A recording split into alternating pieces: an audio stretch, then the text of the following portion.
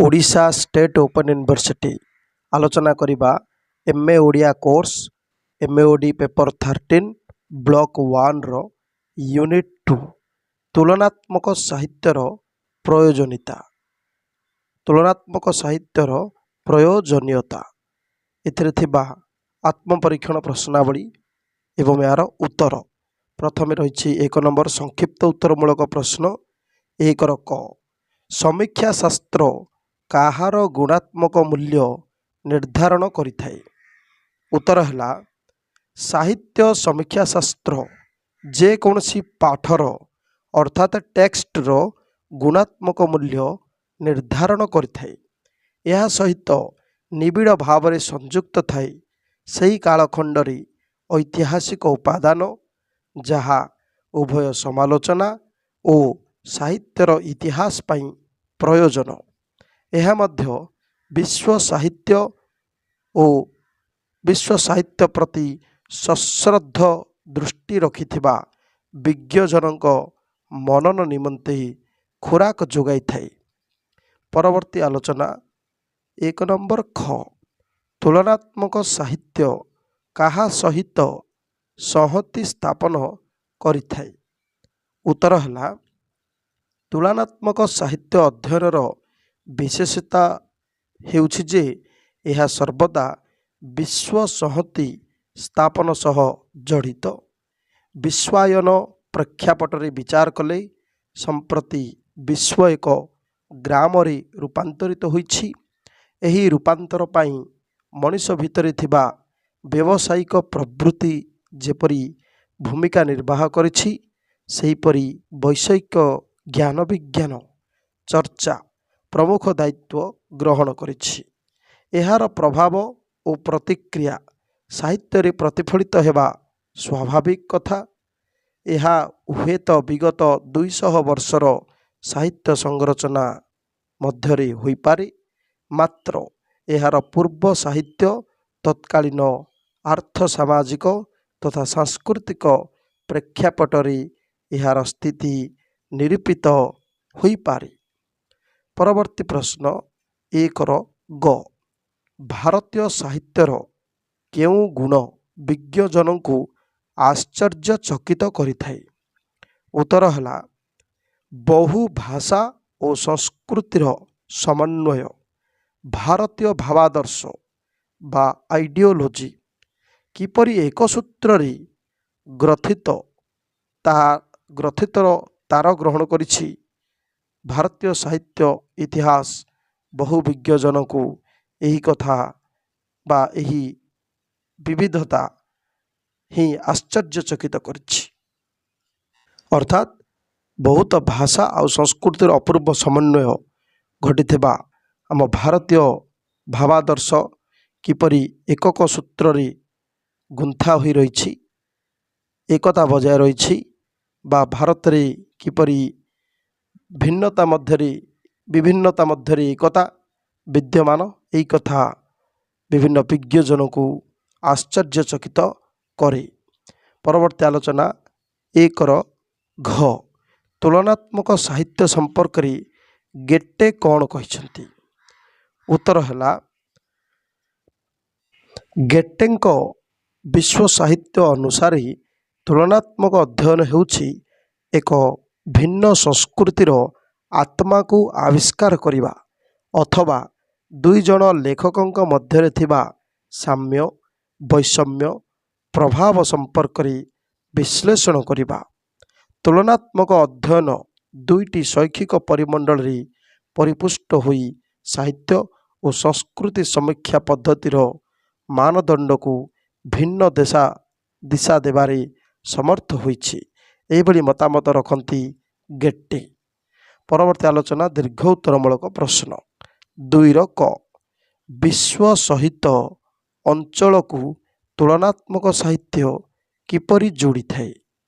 उत्तर है लोक सहित लोक, भाषा सहित भाषा, संस्कृति सहित संस्कृति तथा साहित्य धारा सहित विश्व समुदाय को परिचय देवा उद्देश्य तुलनात्मक साहित्यर प्रयोजनीयता रहिछि।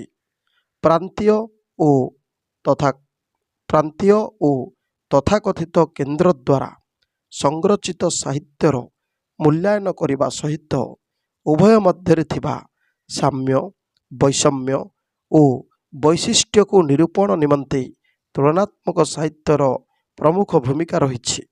ତେଣୁ ଯେତେବେଳେ ତୁଳନାତ୍ମକ ସାହିତ୍ୟ ଅଧ୍ୟୟନର ପ୍ରୟୋଜନୀୟତା କଥା ଉଠେ, ସେତେବେଳେ ଉପରୋକ୍ତ ସମ୍ପୃକ୍ତ ବିଷୟାବଳୀ ଉପରେ ତା'ର ଆଲୋଚନା ଓ ଆଭିମୁଖ୍ୟକୁ ବୁଝିବାକୁ ପଡ଼ିବ। ତୁଳନାତ୍ମକ ସାହିତ୍ୟର ଭିତ୍ତିଭୂମି ହେଉଛି ବିଶ୍ୱରେ ପ୍ରଚଳିତ ଭାଷା, ସାହିତ୍ୟ ଓ ସଂସ୍କୃତି ସମ୍ପର୍କରେ ଅବଗତ ହେବା।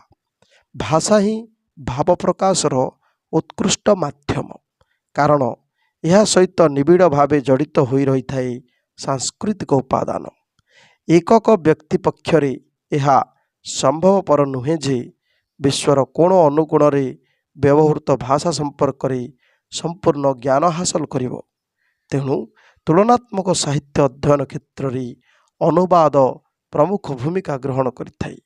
ଯଦି ଅନୁବାଦକ ମୂଳ ଭାଷା ସମ୍ପର୍କରେ ପାରଦର୍ଶିତା ଲାଭ କରିନଥାଏ, ତେବେ ଇଂରାଜୀ ବା ଅନ୍ୟ ଭାଷା ଯାହା ଉପରେ ତା'ର ଦକ୍ଷତା ଥାଏ, ସେହି ଭାଷାରେ ରଚିତ ପୁସ୍ତକକୁ ଆକାର ଗ୍ରନ୍ଥ ଭାବରେ ଗ୍ରହଣ କରିଥାଏ।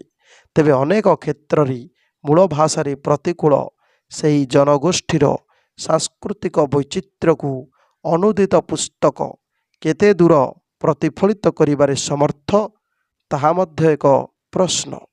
ଏହି ପ୍ରଶ୍ନବାଚୀ ଅମୂଳକ ନୁହେଁ, କାରଣ ଯେଉଁ ତୃତୀୟ ପକ୍ଷର ସାହାଯ୍ୟ ନେଇ ଅନୁବାଦ କାର୍ଯ୍ୟ ସମ୍ପନ୍ନ ହୁଏ, ସେଥିରେ ସାଂସ୍କୃତିକ ଅର୍ଥାଗମନରେ ଅଭାବବୋଧ ପରିଲକ୍ଷିତ ହୋଇଥାଏ। ତେଣୁ ଅନୁବାଦ କର୍ମରେ ଯଦି ସାଧୁତା ରକ୍ଷା ହୋଇପାରିବ, ତେବେ ତୁଳନାତ୍ମକ ଅଧ୍ୟୟନରେ ପ୍ରକୃତ ନିର୍ଯାସଟି ବାହାରି ପାରିବ। ତେଣୁ ତୁଳନାତ୍ମକ ଅଧ୍ୟୟନର ଏକ ଗୁରୁଦାୟିତ୍ୱ ରହିଛି, ଯାହା ମାଧ୍ୟମରେ ଆମେ ଗୋଟିଏ ଗୋଷ୍ଠୀ ସାଂସ୍କୃତିକ ଐତିହ୍ୟକୁ ବିଶ୍ୱରେ ପରିଚିତ କରିପାରିବା ଏବଂ ବିଶ୍ୱ ସହିତ ଅଞ୍ଚଳକୁ ଏହି ତୁଳନାତ୍ମକ ସାହିତ୍ୟ ଯୋଡ଼ିପାରିବ। ପରବର୍ତ୍ତୀ ଆଲୋଚନା 2 ନମ୍ବର ଖ। ବିଶ୍ୱଜନ ସଂସ୍କୃତିର ଏକତ୍ର ସହାବସ୍ଥାନ ଓ ମାନବିକତାର ପ୍ରତିଷ୍ଠାରେ ତୁଳନାତ୍ମକ ସାହିତ୍ୟର ପ୍ରୟୋଜନୀୟତା ଆଲୋଚନା କର। ଉତ୍ତର ହେଲା, ବହୁ ସଂସ୍କୃତି ଯାହା ସ୍ଥାନୀୟତା ବୈଶିଷ୍ଟ୍ୟ ସହ ସମ୍ପୃକ୍ତ, ତା'ର ଏକ ସାମ୍ୟ ବୈଷମ୍ୟ ଆକଳନ କରିବା ହେଉଛି ତୁଳନାତ୍ମକ ସାହିତ୍ୟର ଲକ୍ଷ୍ୟ। ଦୂର ସହିତ ନିକଟରେ ମଧ୍ୟରେ ସମ୍ପର୍କ ସ୍ଥାପନ ହେଉଛି ଏହାର ଅନ୍ୟତମ ବୈଶିଷ୍ଟ୍ୟ। ଏତଦ୍ବ୍ୟତୀତ ବିଶ୍ୱ ସଂସ୍କୃତି ସହିତ ନିଜ ସଂସ୍କୃତିର ଏକ ସହବନ୍ଧନ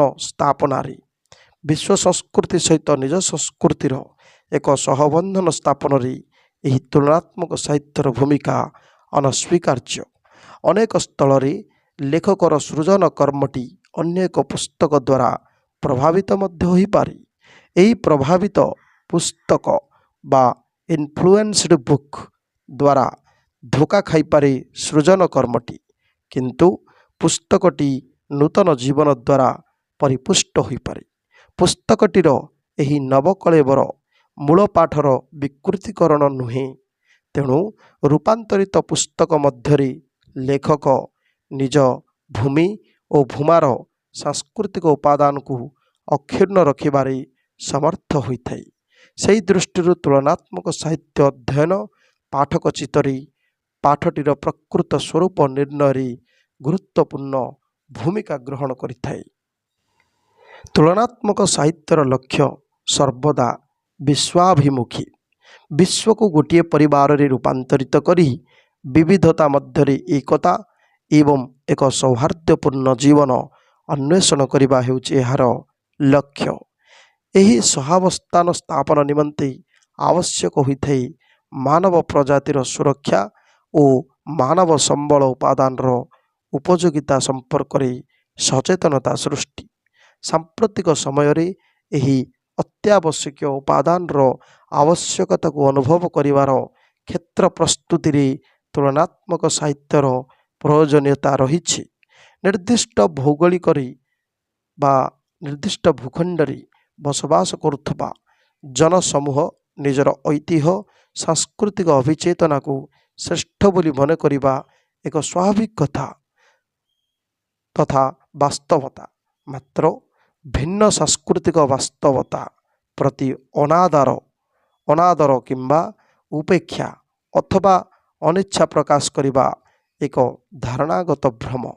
ସେହି ଦୃଷ୍ଟିରୁ ବିଶ୍ୱାୟନ ପରିପ୍ରେକ୍ଷୀରେ ତୁଳନାତ୍ମକ ସାହିତ୍ୟ ସର୍ବଦା ପ୍ରଚେଷ୍ଟା କରିଥାଏ ଏକ ସାଂସ୍କୃତିକ ସହବନ୍ଧନ ଓ ମାନବତାର ଉତ୍ତରଣଜନିତ ଅଭିପ୍ସାର ପ୍ରତିଷ୍ଠା।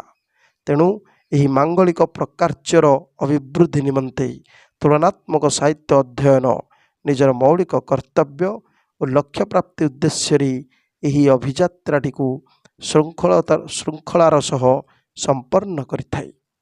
ଏହି ପରିପ୍ରେକ୍ଷୀରେ ଆମେ କହିପାରିବା ବିଶ୍ୱଜନ ସଂସ୍କୃତିର ଏକତ୍ର ସହାବସ୍ଥାନ ଓ ମାନବିକତାର ପ୍ରତିଷ୍ଠାରେ ଏହି ତୁଳନାତ୍ମକ ସାହିତ୍ୟର ପ୍ରୟୋଜନୀୟତା ସର୍ବାଗ୍ରେ ଅଟେ। ପରବର୍ତ୍ତୀ ଆଲୋଚନା 2ର ଗ କେନ୍ଦ୍ର ଓ ପରିଧି ସାହିତ୍ୟର ସଂଯୋଗ ସ୍ଥାପନରେ ତୁଳନାତ୍ମକ ସାହିତ୍ୟର ପ୍ରୟୋଜନୀୟତା ବିଚାର କର। ଉତ୍ତର ହେଲା ଏକ ନିର୍ଦ୍ଦିଷ୍ଟ ଭୂଖଣ୍ଡ ଓ ଭୌଗୋଳିକ ପରିସୀମାରେ ସୃଷ୍ଟି ହୋଇଥିବା ସାହିତ୍ୟ ଅନ୍ୟ ଏକ ଭିନ୍ନ ପରିମଣ୍ଡଳୀୟ ସାହିତ୍ୟ କିପରି କାହିଁକି ଓ କେଉଁ କାରଣବଶତଃ ସମତା ବା ବିଷମତା ସେଥିରେ ରହିଥାଏ ତାର ମୂଳ କାରଣ ନିରୂପଣ କରିବା ହେଉଛି ତୁଳନାତ୍ମକ ସାହିତ୍ୟ ଅଧ୍ୟୟନର ବିଶିଷ୍ଟ ଗୁଣ। ଆମେ ଜାଣୁ ସାହିତ୍ୟ ହେଉଛି ମାନବୀୟ ପ୍ରବୃତ୍ତିର ଏକ ସ୍ଥୂଳ ପରିପ୍ରକାଶ। ମାତ୍ର ସୂକ୍ଷ୍ମ ସ୍ତରରେ ଅନୁସନ୍ଧାନ କଲେ ମନେ ହୁଏ ମାନବୀୟ ପ୍ରବୃତ୍ତି ତାର ପରିବେଶ ସଂସ୍କୃତି ଓ ବିଧି ବ୍ୟବସ୍ଥା ଦ୍ୱାରା ନିୟନ୍ତ୍ରିତ। ଏହି ବିଧି ବ୍ୟବସ୍ଥା ସହିତ ଓତଃପ୍ରୋତ ଭାବେ ଜଡ଼ିତ ହୋଇ ରହିଛି ରାଷ୍ଟ୍ର କର୍ତ୍ତୃକ କ୍ଷମତା ଭିତରେ ରହିଥିବା ଆର୍ଥ ସାମାଜିକ ସ୍ଥିତି। ରାଷ୍ଟ୍ର କର୍ତ୍ତୃକ କ୍ଷମତା ଭିତରେ ସୃଷ୍ଟି ହେଉଥିବା ସାହିତ୍ୟ ସର୍ବଦା ସ୍ୱାଧୀନ ଅଭିବ୍ୟକ୍ତି ପ୍ରକାଶର ପରିପନ୍ଥୀ, କିନ୍ତୁ କେତେକ କ୍ଷେତ୍ରରେ ଏହାର ବ୍ୟତିକ୍ରମ ଦେଖା ଦେଇଥାଏ।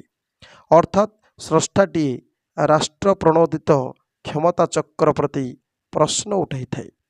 ଅପରପକ୍ଷରେ ସାଲିସପୂର୍ବକ ରାଷ୍ଟ୍ରର ପକ୍ଷଭୂତ ହୋଇ ସାହିତ୍ୟ ସର୍ଜନା ସେ କରିଥାଏ।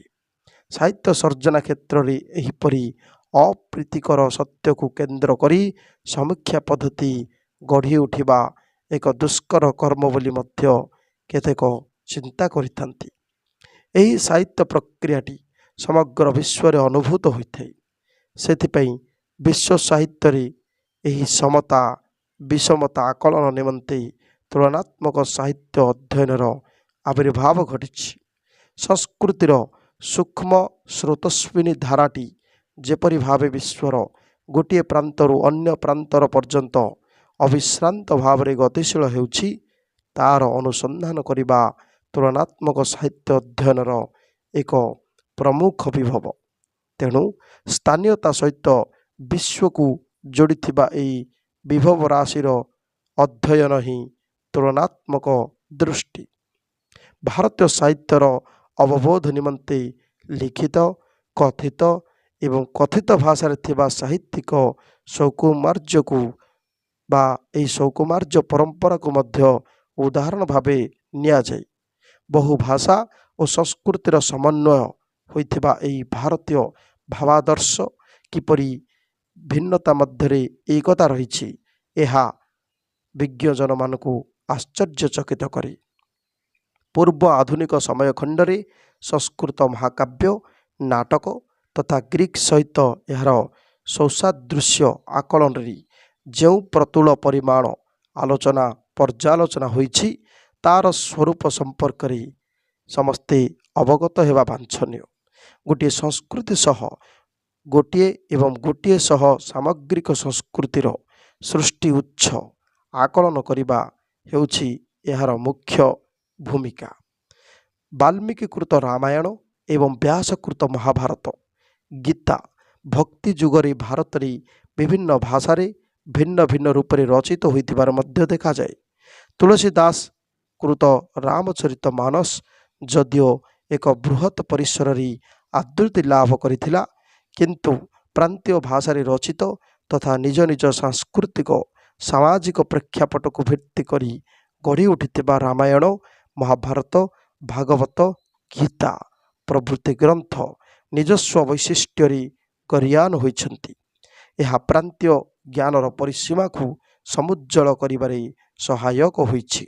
ଭାରତ ପରି ଏକ ସାଂସ୍କୃତିକ ସମ୍ମେଳନ ରାଷ୍ଟ୍ରରେ ବା ପଲିସିଷ୍ଟମ ଯେଉଁଠାରେ ରହିଛି, ସେଥିରେ କେଉଁ ସାଂସ୍କୃତିକ ବିଭବକୁ କେନ୍ଦ୍ର ଏବଂ କାହାକୁ ପରିଧି ମଧ୍ୟରେ ଗ୍ରହଣ କରାଯାଇବ ତାହା ମଧ୍ୟ ନିର୍ଣ୍ଣୟ କରିବା ଅସମ୍ଭବ ମନେ ହୁଏ। ଏତଦ୍ବ୍ୟତୀତ ବିଦେଶୀ ସଂସ୍କୃତି ଆମ ଦେଶରେ ଥିବା ସ୍ଥାନୀୟ ବା ଦେଶୀୟ ଧର୍ମ, ନିୟମ କାନୁନ ଏବଂ ରାଷ୍ଟ୍ରକୁ ପ୍ରଭାବିତ କରିନି, ବରଂ ଶିକ୍ଷା ବିଭାଗକୁ ସଂକ୍ରମିତ କରିଛି। ଏହି ପରିପ୍ରେକ୍ଷୀରେ ସ୍ଥାନୀୟ ମାନସିକତା ଏହି ବୈଦେଶିକ ପ୍ରଭାବକୁ କେତେକ ପରିମାଣରେ ମଧ୍ୟ ଗ୍ରହଣ କରିଛି, ଆପୋଷ ସମଯୋଜନ କରିଛି ଅଥବା ପରିତ୍ୟାଗ କରିଛି। ଏହି ପରିପ୍ରେକ୍ଷୀରେ ବିଚାର କଲେ ଭାରତୀୟ ସାହିତ୍ୟ ନିଜର ସୌକୁମାର୍ଯ୍ୟ ପ୍ରତିଷ୍ଠା ପାଇଁ ଯେଉଁ ନାନ୍ଦନିକ ପଦ୍ଧତି ଅନୁସରଣ କରିଛି, ତାହା ବାହ୍ୟ ପ୍ରଭାବ ଜନିତ ଉପାଦାନ ଗୁଡ଼ିକ ଅତି ସ୍ପଷ୍ଟ ଭାବେ ଦର୍ଶାଇଛି।